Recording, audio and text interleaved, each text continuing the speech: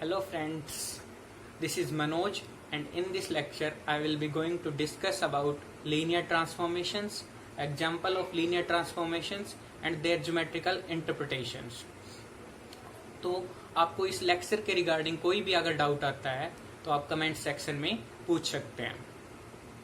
Lecture शुरू करने से पहले एक बात मैं आपको जरूर कहना चाहूँगा कि आप अपने आप को किसी से वीक नहीं समझें, अपने आप में इम्प्रूव करते रहें। अपने आप को किसी दूसरे पर्सन से कंपेयर करने के बजाय खुद से ही कंपेयर करो। कल जो आपने सीखा था उससे कुछ ज़्यादा सीखने की कोशिश करो आज। कल जो आपने हार्डवर्क किया था उससे कुछ ज़्यादा आज हार्डवर्क करो और नेक्स्ट डे और भी ज़्यादा हार्डवर्क करो। अगर आप ऐसा करोगे तो I assure you will definitely get success in your life. You know, the future belongs to those who believes in the beauty of their dreams. So keep working hard and start believing yourself. Let's start the lecture. Linear transformation क्या होती है? जैसे function define होता था दो sets के बीच में, फिर ग्रुप होमोमॉर्फिज्म डिफाइन होता था दो ग्रुप्स के बीच में, ऐसे रिंग होमोमॉर्फिज्म डिफाइन होता था दो रिंग्स के बीच में।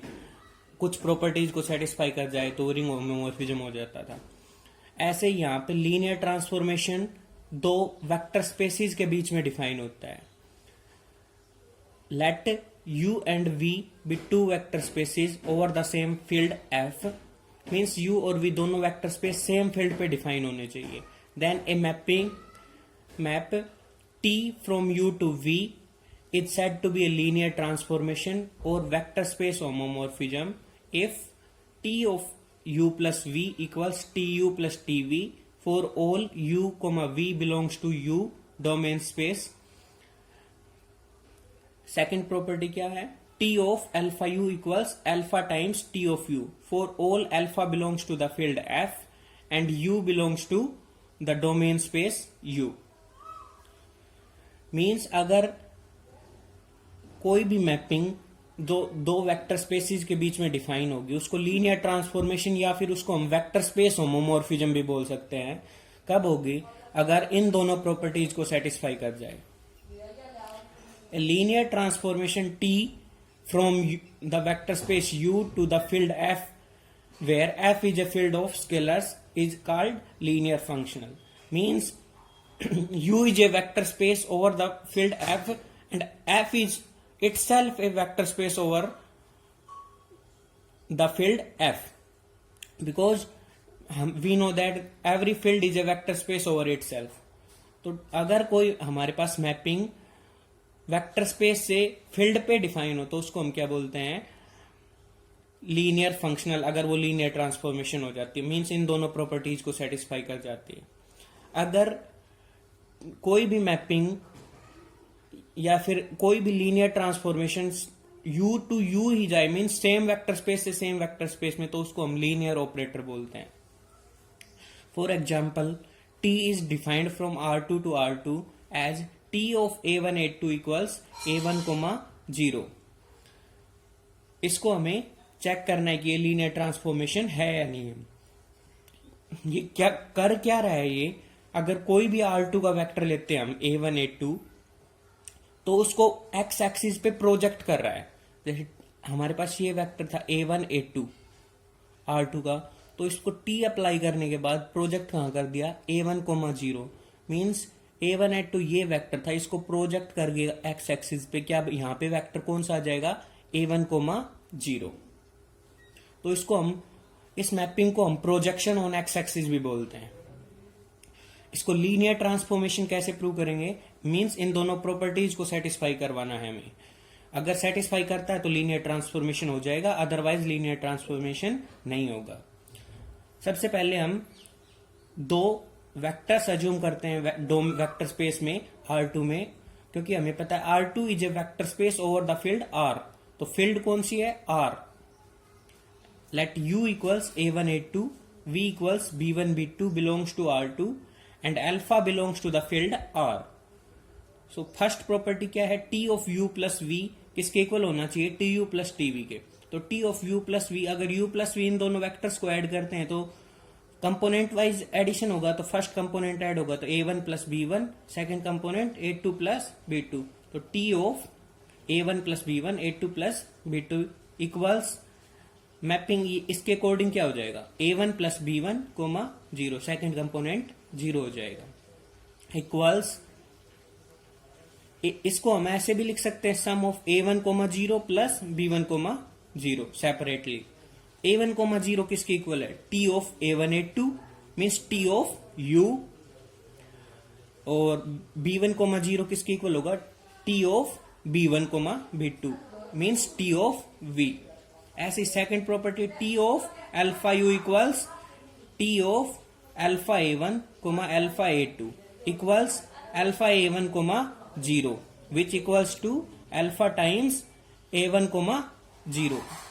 इसको हम ले सकते हैं अल्फा कॉमन लेने के बाद, इसके ये किसके इक्वल हो जाएगा alpha times t of a1 a2, क्योंकि a1 कोमा 0 किसके इक्वल है t of a1 coma a2, और a1 कोमा a2 क्या है u, तो ये किसके इक्वल आ गया alpha times t of u means t of u plus v किसके इक्वल आ गया tu प्लस tv, और t ऑफ अल्फा u किसके इक्वल आ गया अल्फा टाइम्स tu।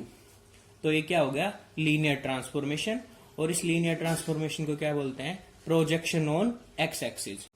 दूसरा एग्जांपल क्या है t from r2 to r2 defined as t of a1 a2 equals a1 comma minus a2। ये क्या कर रही है मैपिंग t, अगर हमारे पास R2 डोमेन का कोई भी a1 a2 वेक्टर गिवन है तो उसको हम x एक्सिस को मिरर एज्यूम करके उसका इमेज क्या होगी a1 कोमा माइनस a2। तो R2 का कोई भी वेक्टर उठाएंगे तो वो x एक्सिस को मिरर एज्यूम करके उसकी जो इमेज होगी a1 कोमा माइनस a2 वो देता है ये मैपिंग। तो इसको हम क्या बोलते हैं reflection about x axis, t is called the reflection about x axis। check that t is a linear transformation। तो ये हमें चेक करना है कि क्या ये लीनियर ट्रांसफॉर्मेशन है या नहीं है, मीन्स इन दोनों प्रॉपर्टीज को वेरीफाई करना है हमें t of u plus v किसके इक्वल है tu प्लस tv के इक्वल है या नहीं, और second property t of alpha u equals alpha times t of u for all alpha belongs to f u belongs to u, ये हमें verify करना है इसके लिए। नेक्स्ट एग्जाम्पल क्या है t is from r2 to r2 defined as t of a1 a2 equals r times a1 a2 which equals to r(a1, r(a2) where r is any real number। t is called dilation if r is greater than 1 and t is called contraction if r lies between 0 and 1।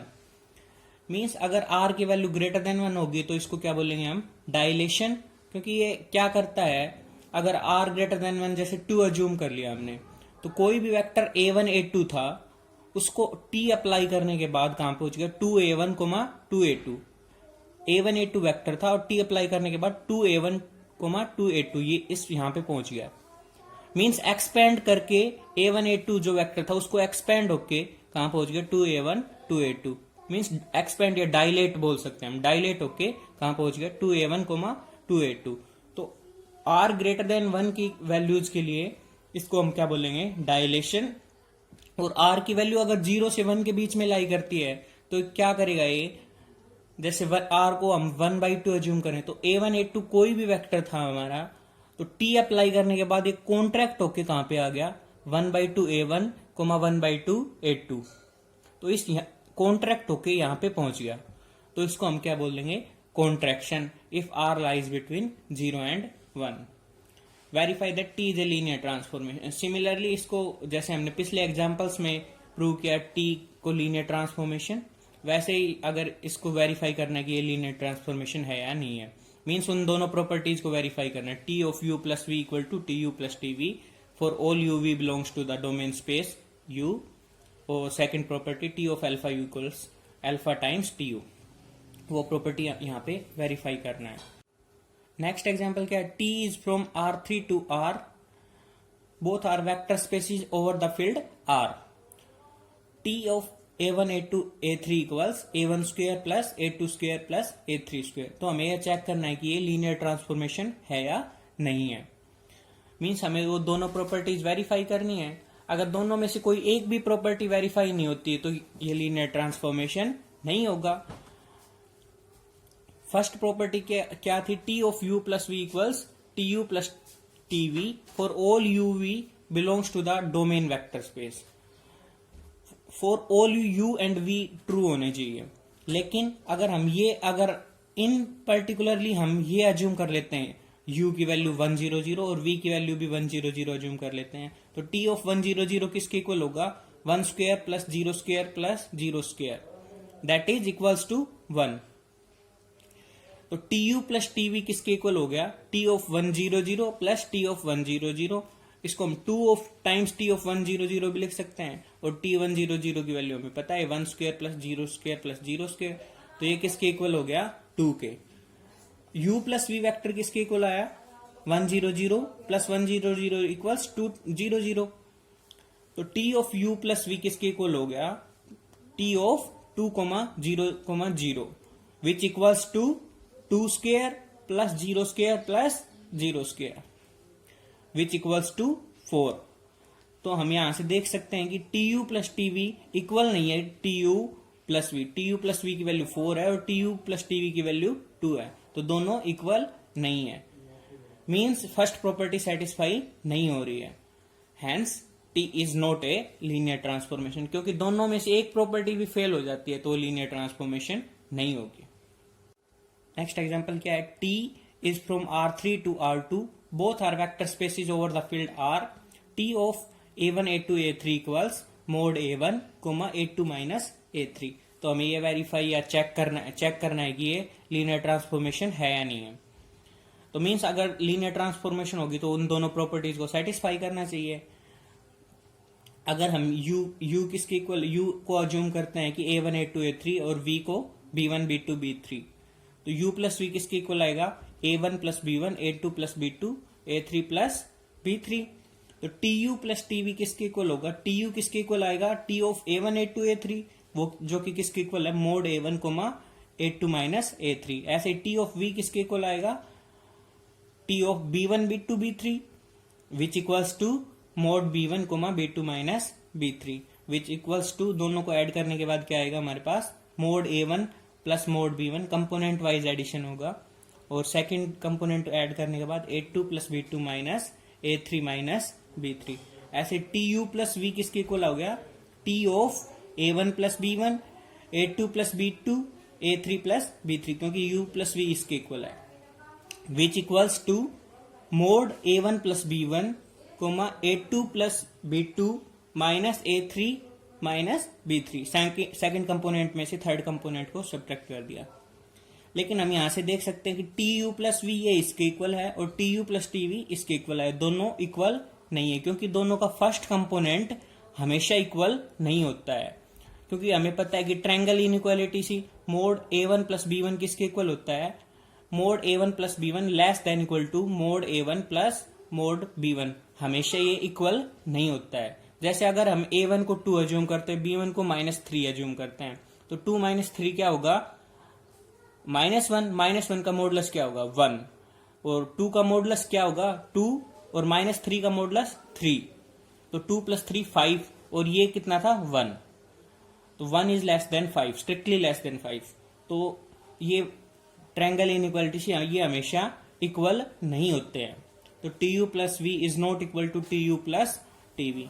तो ये property satisfy नहीं हुई, तो second property check करने की need नहीं है हमें, hence t is not a linear transformation. अब तक हमने क्या देखा है? कोई भी लीनियर ट्रांसफॉर्मेशन चेक करते हैं तो उसके लिए हम 2 प्रॉपर्टीज वेरीफाई करते हैं। लेकिन ये रिजल्ट क्या कहता है कि अगर हम एक प्रॉपर्टी ही इसी प्रॉपर्टी को वेरीफाई कर लें तो वो लीनियर ट्रांसफॉर्मेशन हो जाएगी। क्या है result? t is linear if and only if t of alpha u plus v equals alpha times tu plus t of v for all uv belongs to the domain vector space v and alpha belongs to the field f।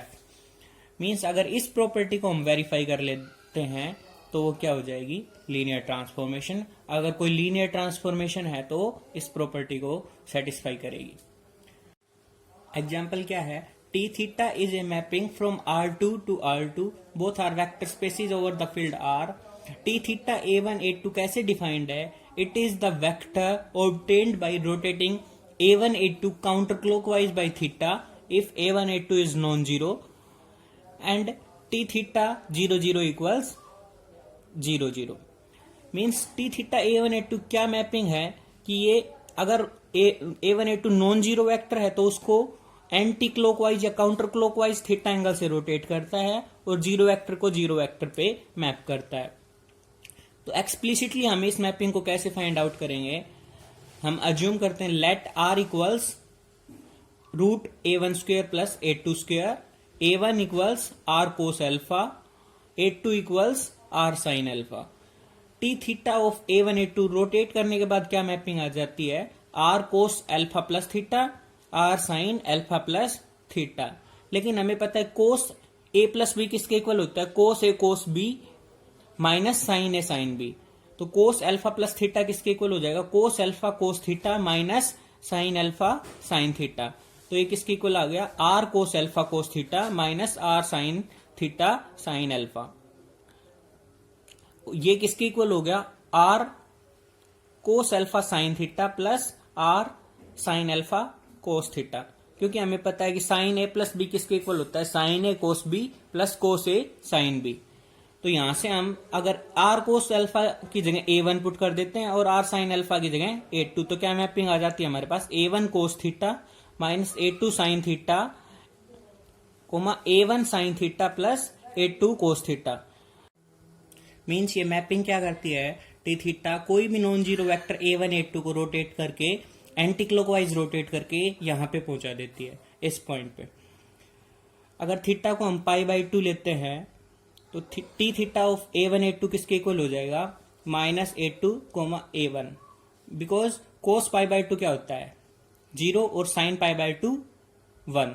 तो ये क्या हो गया? First component minus A2 और second component A1, क्योंकि sine pi by 2 की value 1 और कोस pi by 2 की वैल्यू 0, तो माइनस A2 A1। तो ये A1 A2 वेक्टर को पाई बाई 2 एंगल से रोटेट करने के बाद हमें ये वेक्टर मिल जाता है। हम देख भी सकते हैं टी थीटा 1 0 वेक्टर को कहां पे मैप कर रहा है? 0 1 पे। 1 0 यहाँ पे वेक्टर था, उसको पाई बाई 2 से एंगल से रोटेट करने के बाद यहाँ पे पहुंच गया, जो कि क्या है? 0 1। नेक्स्ट एग्जाम्पल क्या है? T from PNR to Pn minus 1R defined as T of fx equals f dash x। Means f dash x क्या है? Derivative of f with respect to x। PNR क्या है? PNR is the vector space of all polynomials having degree less than equal to n, and Pn minus 1R is the collection of all polynomials having degree less than equal to n minus 1। तो इसको हमें linear transformation check करना है। तो linear transformation हम वो एक property वाला रिजल्ट ही यूज करेंगे। Let gx hx belongs to PNR and alpha belongs to R। T of alpha gx plus hx equals to alpha gx plus hx का डेरिवेटिव, और अल्फा gx प्लस hx का derivative किसके equal हो जाएगा? Alpha g dash x plus h dash x। और हमें पता है g डैश x किसके इक्वल होता है? t ऑफ gx के, और h डैश x किसके? t ऑफ hx के। तो t of alpha gx plus hx किसके इक्वल हो गया? Alpha times t of gx plus t of hx। तो इस प्रॉपर्टी से हम क्या बोल सकते हैं? t is a linear transformation. आपके लिए एक एक्सरसाइज क्वेश्चन है। So that the function t from R2 to R3 given by t of A1 A2 equals A1 plus A2 A1 minus A2 A2 is a linear transformation। Means इस mapping को हमें क्या show करना है? Linear transformation.